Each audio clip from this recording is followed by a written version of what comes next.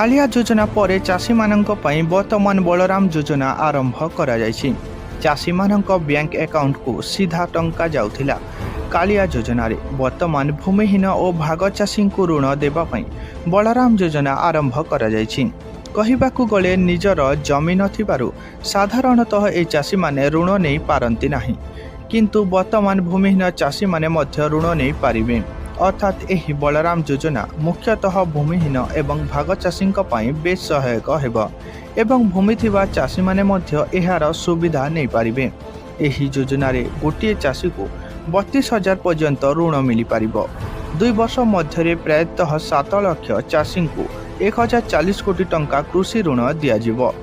ଏହି ଯୋଜନାରେ ପ୍ରତ୍ୟେକ ଗ୍ରାମାଞ୍ଚଳରେ ଗୋଟିଏ ଗୋଟିଏ ସଦସ୍ୟ ଗ୍ରୁପ ଗଠନ କରାଯିବ ଏବଂ ସେହି ଗ୍ରୁପ ସଦସ୍ୟଙ୍କ ସାହାଯ୍ୟରେ ଜଣେ ଚାଷୀ ଋଣ ନେଇପାରିବେ।